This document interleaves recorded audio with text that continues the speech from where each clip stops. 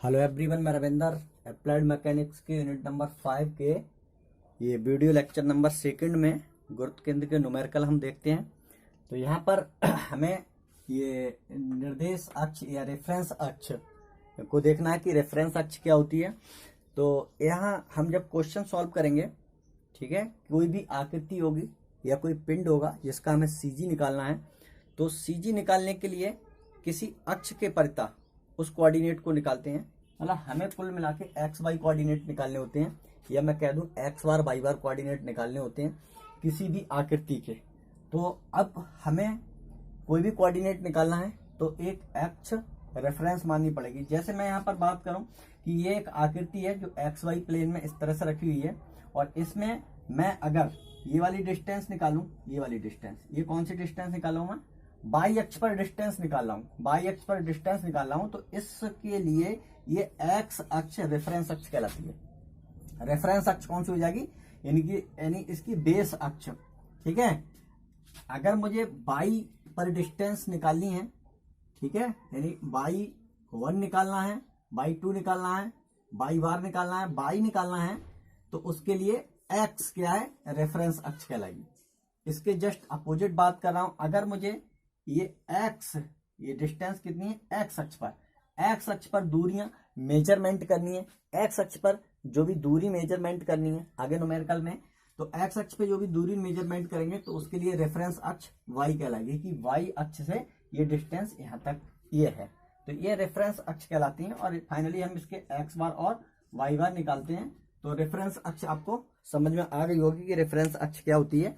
बाकी मैंने first video में आपको रेफरेंस अक्ष का नोट्स प्रोवाइड करा दिया कि रेफरेंस अक्ष क्या होती है। उसके बाद हम यहाँ पर देख लेते हैं सिमेट्रिकल काट, यानी समिति काट का गुरुत्व केंद्र या केंद्र ज्ञात करना, ठीक है। जो सिमेट्री होती है, सिमेट्री का मतलब यहाँ पर आप सीधा समझ लें कि सिमेट्री का मतलब होता है कि किसी भी आकृति को अगर हम बीच से काट दें तो उसके दोनों साइड एक जैसे हमें दिखाई दें, एक जैसे मतलब हम कह सकते हैं डबल रोल में दिखाई दें, तो उसको हम सिमेट्रिकल काट कहते हैं। सिमेट्रिकल काट का मतलब यह है कि मेरे पास कोई अगर इस तरह की आकृति है कि मैंने कह दी है मेरे पास टी सेक्शन है, कोई सेक्शन क्या है, टी सेक्शन है, और इसको मैं बीच से यहां से ब्रेक कर दूं, ठीक है, इसको मैं बीच से ब्रेक कर रहा हूं, किस पे, बाई अक्ष पर ब्रेक कर रहा हूं, तो इसका इधर वाला पोर्शन और इधर वाला पोर्शन सेम होंगे, एक जैसे हो जाएंगे, ठीक है, डबल रोल हो जाएंगे, मिरर इमेज हमें दिखाई देगी।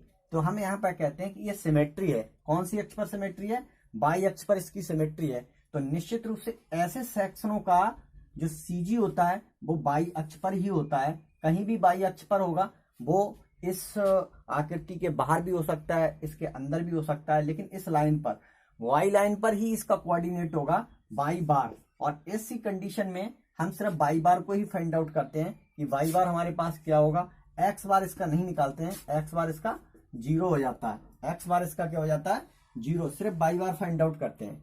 और ऐसी आकृतियां जिनकी सिमेट्री एक्स अक्ष पर होती है, तो वहां पर हमारे लिए जो हम क्या करते हैं, एक्स बार निकालते हैं, वहां हम क्या करते हैं, एक्स बार निकालते हैं, बाई बार 0 हो जाता है। जैसे मैं अगर ई सेक्शन की बात यहां पर करूं कि मेरे पास कोई ई सेक्शन है जिसका मुझे सेंट्रॉइड निकालना है, तो इसको मैं देखिए एक्स अक्ष पर अगर ब्रेक कर दूं, एक्स एक्सिस से अगर इसको काट दूं, ठीक है, तो मुझे क्या होगा, एक सिमेट्री मिल जाएगी। सिमेट्री क्या, एक्स अक्ष पर एक सिमेट्री मिलेगी, एक्स एक्स है ना, ये फोल्ड कर दूं तो डबल रोल मिलेगा। तो इसका मतलब इसकी जो इस आकृति की सीजी है वो इस लाइन पर कहीं होगी, यहाँ यहाँ यहाँ यहाँ कहीं भी हो सकती है।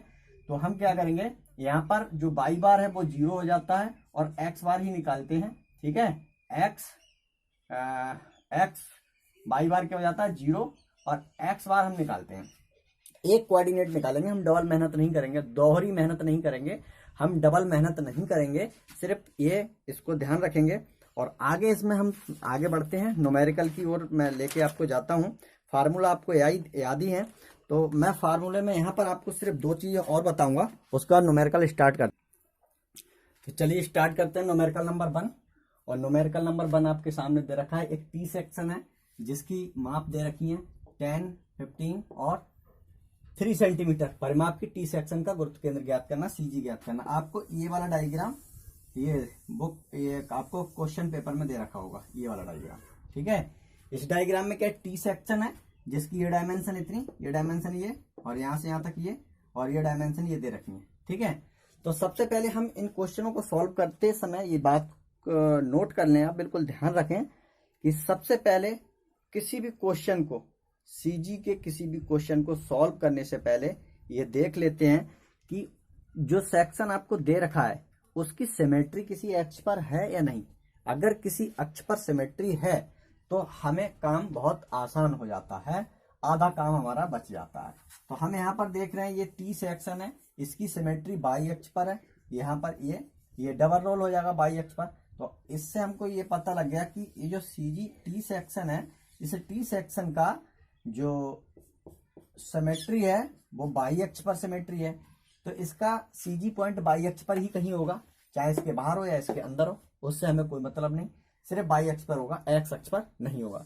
तो मुझे इसमें निकालना क्या है, बाई बार निकालना है, बाई बार मुझे कैलकुलेट करना है, बाई बार कैलकुलेट करना है। तो बाई बार के लिए रेफरेंस अक्ष मेरी क्या हो जाएगी, एक्स अक्ष क्या हो जाएगी, रेफरेंस अक्ष हो जाएगी। तो मैं एक्स अक्ष को तो रेफरेंस अक्ष मान लूंगा। अब इसी को मैं यहाँ पर इसको बना ले रहा हूँ। ठीक है, इसको मैंने यहाँ बना लिया, यहाँ से यहाँ तक 15 है और ये 3 है, तो ये 12 हो जाएगी और इधर वाली 3 हो जाएगी। मैंने यहाँ पर इसको दिखा दिया है। अब पहला पॉइंट क्या हो गया, हमें सबसे पहले ये देखना होता है कि किसी एक्सेस पर दी हुई आकृति की सिमेट्री है या नहीं। अगर है तो हम उसको सिमेट्री, ये एक लाइन यहाँ पर बना देते हैं। ठीक है, अब देखिए हम क्या करते हैं, जो गिवन सेक्शन है जिसकी हमें सीजी निकालनी है उसके लिए बहुत छोटे छोटे टुकड़ों में हम तोड़ लेते हैं। कैसे टुकड़ों में तोड़ेंगे, बहुत ही इंपॉर्टेंट बात है। हम ऐसे टुकड़ों में तोड़ते हैं जिसकी सीजी हमें आसानी से पता हो, जो मैं प्रोवाइड करा चुका हूं पहले लेक्चर की, जो मैंने दिखाया था आपको बुक से कि आकृति, स्पेशल आकृति की आपको सीजी पता हो, ऐसी आकृतियों में हम इसको ब्रेक कर लेते हैं। तो चलिए ठीक है, मैंने यहाँ पर क्या कर दिया भाई, ठीक है, इसको एक मैंने ऐसी आकृति में ब्रेक कर दिया। ये मैंने कह दिया कि यहाँ पर एक आयत बन गया ऊपर और एक आयत नीचे बन गया। मैंने 2 आयतों में इसको ब्रेक कर लिया। ठीक है, आयत में ब्रेक करने से मुझे थोड़ा सा आसानी हो जाएगी। आसानी क्या होगी वो मैं आपको बाद में बताऊंगा। ठीक है, तो यहाँ पर देखिए रेफरेंस अक्ष आपकी क्या होगी, उसको मैं यहाँ पर बना दे रहा हूँ। ये मेरे पास क्या हो गई, एक रेफरेंस अक्ष हो गई। ये एच पॉइंट है तो एच को मैं यहाँ लिख दे रहा हूँ एच, और ये जी पॉइंट है तो मैंने इसको जी लिख दिया। ई एफ जी, एक यहाँ पर जी ले लिया, उससे आप कंफ्यूज ना हो। ठीक है, मैं अभी बता दे रहा हूँ, एच आई ले लो, चलो ठीक है। ठीक है, यहाँ पर मैं आई पॉइंट ले रहा हूँ, इस पॉइंट को आई नाम दे दिया। बस यहाँ पर ये एक्स एक्स आपकी रेफरेंस अक्ष हो जाएगी। अब सभी दूरियां जो मेजरमेंट करनी है वो एक्स अक्ष से हमको मेजरमेंट करनी है। ठीक है, तो सबसे पहले हमें क्या करना है, सिमेट्री देखनी है, उसके बाद हमको ब्रेक करना है छोटी छोटी आकृतियों में, ऐसी छोटी आकृतियों में जिनकी हमें सीजी पता हो। तो ठीक है, अब देखिए यहाँ पर आयत नंबर 1 ऊपर है और एक आयत नंबर 2 नीचे है। तो हमने ये कह दिया ये आयत मेरे पास है, अगर इसको आयत नंबर 1 कह दिया नो प्रॉब्लम, कोई दिक्कत नहीं है। ये आयत नंबर 1, अगर कोई आयत है इस तरह से, ये एक आयत ही बन गया, इसकी सीजी भी होगी, अपने आप में एक सीजी होगी जिसको मैंने कह दिया G1। ठीक है, एक आयत ऊपर दे रखा है, उसकी भी अपने आप में एक सीजी होगी, तो उसको मैंने कह दिया यहाँ पर मेरे पास सीजी नंबर 2। ठीक है, सीजी नंबर 2। अब इस पूरे सेक्शन की कहीं सीजी होगी तो उसको मैंने कह दिया, मान लीजिए यहाँ पर मेरे पास जी है, ये क्या है जी, कैपिटल जी क्या है, पूरे सेक्शन की सीजी। इसके कोऑर्डिनेट क्या होंगे, एक्स बार कॉमा वाई बार। ठीक है, और यहाँ पर जो एक्स बार है वो क्या होगा, 0 होगा, क्योंकि मैंने पता सिमेट्री इसकी क्या बाई एक्स पर है, सिर्फ बाई बार ही कैलकुलेट हमें करना है। ठीक, तो यहाँ पर आप सबसे पहले छोटी आकृतियों में इसको ब्रेक कर लें, उसके बाद आप यहाँ पर इस तरह से इसको बना लें। अब देखिए यहाँ पर बाई बार का पहले फार्मूला देखेंगे कि बाई बार का फार्मूला क्या होता है। बाई बार का आपने फार्मूला पढ़ा था कि A1, ठीक है, Y1 ठीक प्लस A2 बाई 2, क्योंकि यहाँ पर मेरे पास 2 ही सेक्शन है, तो 2 सेक्शन मतलब वहां मैंने जो आपको डेरिवेशन कराया था उसमें छोटे छोटे कणों से, मतलब छोटे छोटे क्षेत्रफलों से मिलकर उस आकृति को माना था कि एक कोई आकृति है जिसका क्षेत्रफल क्या है, कैपिटल ए, और कैपिटल ए की आकृति छोटी छोटी क्षेत्रफलों से मिलकर बनी हुई थी, A1, A2, A3 से। यहाँ पर मेरे पास क्या है, ये जो टी सेक्शन है वो 2 क्षेत्रफलों से मिलकर बना है। क्षेत्रफल इसका मैं कह दूंगा, इसका A1 हो जाएगा, इसका A2 हो जाएगा, बस इसके अलावा कुछ नहीं, तो 2 मैंने ले ली। ठीक है, डिस्टेंस मैं भी आपको बताऊंगा, और नीचे मेरे पास फार्मूला ये है, मतलब मुझे फाइनली फार्मूला ये यूज करना। अब इस फार्मूले के लिए A1 A2 लगेगा। ठीक है, और y1/2 लगेगा। तो a1 a2 और y1 y2 को हमें कैलकुलेट करना है। कैसे कैलकुलेट करते हैं देख। तो यहाँ पर देखिए अब मैं ये क्या करना है, ये आयत जो है, ये वाला आयत, ठीक है, इस आयत के लिए मुझे क्षेत्रफल निकालना है। तो मैंने कह दिया आयत EFIH, EFIH, इस आयत का क्षेत्रफल की मुझे जरूरत इस फार्मूले में पड़ेगी। तो मैंने फार्मूला लगा दिया। इस आयत का क्षेत्रफल कितना हो जाएगा, ये लंबाई गुणे चौड़ाई, यहाँ से यहाँ तक इसकी लंबाई कितनी है भाई, यहाँ से यहाँ तक 12 है और ये 3 है, ठीक है। चाहो तो यहाँ भी लिख सकते हो आप 3 सेंटीमीटर, ठीक है, ये आपने लिख दिया। तो यहाँ पर मेरे पास इसका क्षेत्रफल आ गया 36 सेंटीमीटर स्क्वायर। अब मुझे y1 निकालना है। तो y1 को अब निकालना आप सीख लें, ठीक है। y1 कैसे निकलती है, y1 निकालने के लिए हम रेफरेंस अक्ष हमारी क्या होगी, x अक्ष, x अक्ष हमारी रेफरेंस होगी। तो बेस अक्ष यानी ये मेरे पास रेफरेंस है, ठीक है। अब यहां से मुझे क्या निकालना, y1, किसके लिए निकालना हूं y1, मैंने बताया ये मेरे पास सेक्शन है, इस सेक्शन की CG तक जो भी दूरी होगी वो y1 कहलाएगी। यहां से यहां तक की जो डिस्टेंस है उसको हम y1 बोलते हैं। इस बात का आप ध्यान रखेंगे, ये दूरी हमारे पास y1 कहलाती है। कि सेक्शन नंबर, अभी तो हम सिर्फ इतने सेक्शन को ट्रीट कर रहे हैं, इतने सेक्शन को हम ट्रीट कर रहे हैं। तो यहाँ पर मेरे पास इसका हमें क्षेत्रफल चाहिए, तो क्षेत्रफल तो हम आराम से निकाल सकते हैं। और y1 चाहिए, y1 के लिए रेफरेंस अक्ष x अक्ष होगी। तो x अक्ष से इसके सेक्शन के G1 तक की डिस्टेंस हमारे पास y1 कहलाएगी, जो हमने यहाँ पर निकाल ली, ठीक है। तो y1 आपने जब निकाल ली तो y1 मेरे पास ये आ गई। y1 कैसे निकालेंगे हम, टोटल चाहो तो हमें यार 15 थी, ठीक है, 15 थी हमारे पास टोटल, है ना। 15 में से 3 कम गई तो 12। अब ये CG है। अब आपको ध्यान रखना पड़ेगा कि जो आयत होता है उसकी CG, ठीक है, यहाँ पर CG जितनी इसकी जो लंबाई होगी उसके बिल्कुल आधे पर होती है। ये मैंने आपको नोट्स में दिया था कि अगर ये टोटल 22 है तो ये 22/2 होगी। ये डिस्टेंस कितनी होगी, 22/2। या ये आयत है, अगर कोई मेरे पास, मैंने कह दिया कि अगर मेरे पास कोई आयत ऐसे है, ये इसकी क्या है, विड्थ है, ठीक है, और ये इसकी हाइट है, हाइट। तो इस आयत की CG कहाँ पर होगी, तो CG यहाँ पर इस अक्ष से अगर बात करें, ये जो CG है वो कितनी होगी, h/2 पर। इसी को हम y1 कहते हैं, y1 कहते हैं। x अक्ष से हमने मेजरमेंट कर लिया। और अगर मैं इस अक्ष से अगर इसको मेजरमेंट करता, ठीक है, तो यहाँ पर मेरे पास कितनी हो जाएगी, b/2। ये डिस्टेंस b/2 और ये डिस्टेंस हमारे पास h/2। तो आप एक तो ये काम कर लें, मैं आपको बता रहा हूँ, ठीक है, कि यहाँ पर ये जो फार्मूले हैं इनको आप थोड़ा सा ध्यान रखेंगे और आगे क्लियर हो जाएगा। तो मैंने, चलिए ठीक है, यहाँ तक ये निकाल लिया। अब देखिए दूसरे आयत पर हम बढ़ते हैं। आयत नंबर 2 का सबसे पहले हमें निकालना है इसका क्षेत्रफल। क्षेत्रफल निकालने में कोई दिक्कत नहीं होगी। 10 और ये 3 दोनों डायमेंशन है, हमने इसकी गुणा कर दी, इतनी आ गई। मेन बात मेरे पास क्या है, y2 निकालना। लेकिन y2 दूसरे आयत के लिए y2 हम निकालेंगे तो कहां से निकालेंगे y2, x अक्ष से। तो x अक्ष से y2 निकालने के लिए देखिए कहां पर y है, हम क्या करेंगे, y2 कहां तक निकालेंगे, यहां तक, इसकी CG पॉइंट तक। जो सेकंड वाला था उसकी CG पॉइंट कहां है, इस पॉइंट पर है ना। तो यहां से हम देखेंगे कि कितनी दूरी पर ये डिस्टेंस कितनी दूर है ना। तो ये डिस्टेंस कितनी दूर है, उस डिस्टेंस को हम यहाँ से यहाँ तक निकाल लें। तो यहाँ से यहाँ तक आपको पता है 12 है, ये कितनी है, 12। तो ये 12 तो आपकी ऐसी आ जाएगी, ठीक है। और यहाँ से यहाँ तक ये कितनी है, ये टोटल है क्या आपकी, कितनी है, 3। तो आयत की जो CG होती है वो इसके विड्थ के हाफ पर और लेंथ के हाफ पर, ठीक है।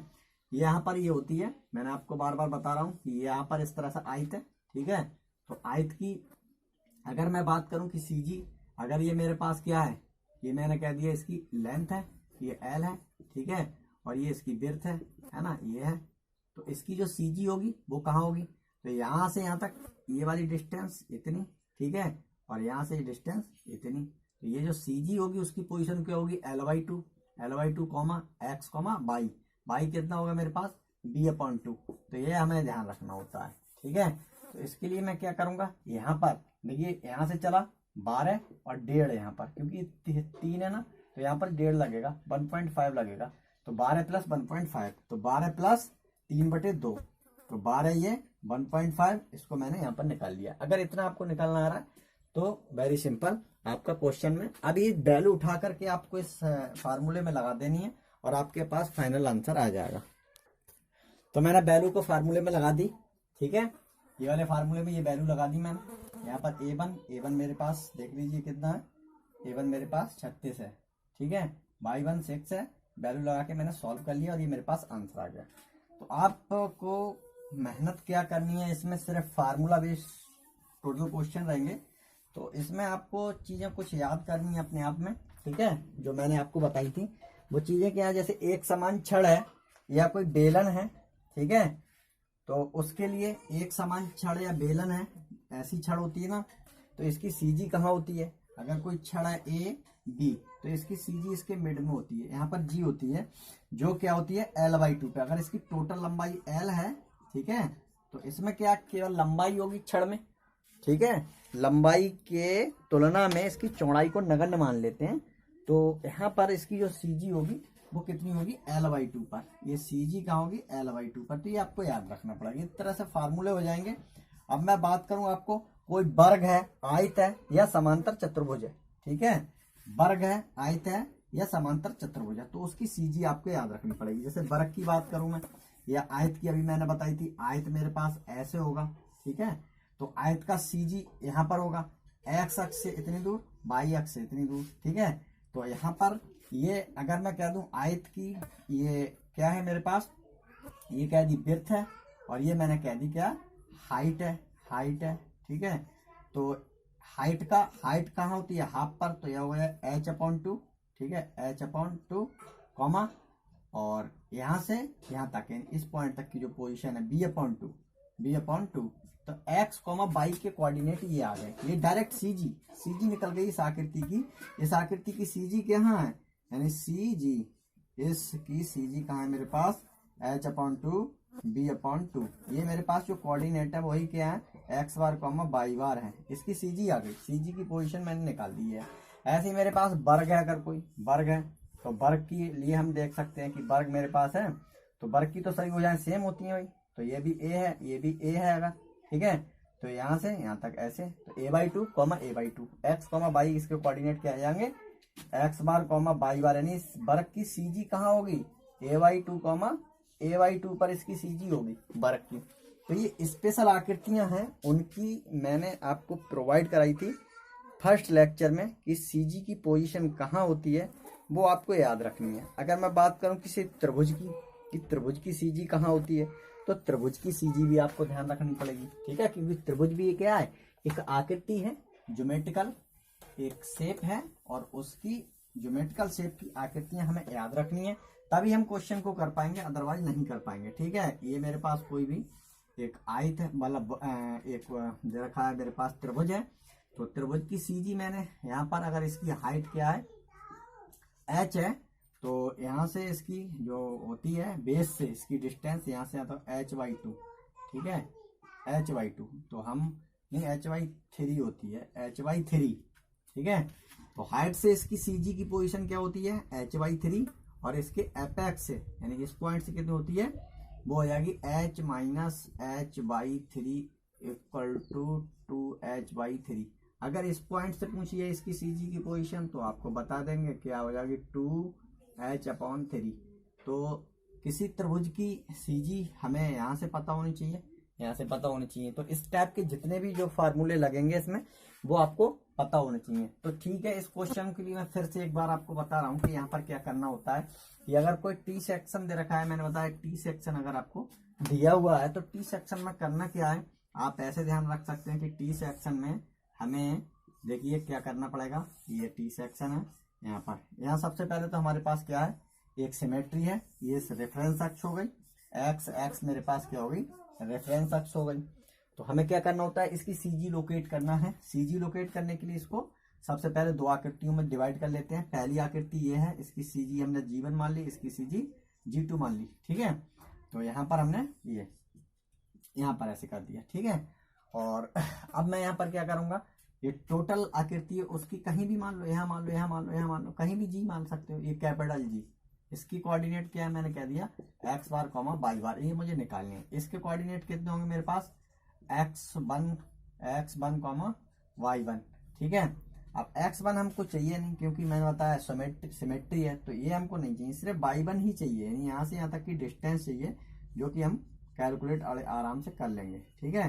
कैसे कैलकुलेट करेंगे, ये एक आयत है, तो आयत की जितनी भी लंबाई है, यहाँ से यहाँ तक 12 है, तो इसकी 6 डिस्टेंस पर यहाँ पर ये क्या होगा, y1 होगा, ये मैंने फार्मूले में लगाया था y1, ठीक है। अब ये मेरे पास कितनी है, यहाँ से यहाँ तक की मुझे डिस्टेंस निकालनी है, मेरे पास y2 होगी, ठीक है। तो y2 की वैल्यू कितनी होगी, तो y2 की वैल्यू रेफरेंस अक्स से लगाते हैं, यहाँ से यहाँ तक कितनी 12, और ये मेरे पास कितनी थी, टोटल 3 थी, ठीक है। तो 3 का आधा और इसमें लग जाएगा, तो मेरे पास कितना 12 प्लस 1.5 बराबर 13.5। CG की पोजीशन हमारे पास ये हो गई। तो यही खास बात है इसमें, क्षेत्रफल तो आप निकाल ही लोगे, हमको क्या लगाना है, y1 और y2 निकालनी है, जो कि बहुत ही इंपॉर्टेंट है। इसको आप थोड़ा सा इसको रिवाइज करेंगे, मैं अगले लेक्चर में आपको 2 न्यूमेरिकल प्रोवाइड कराऊंगा।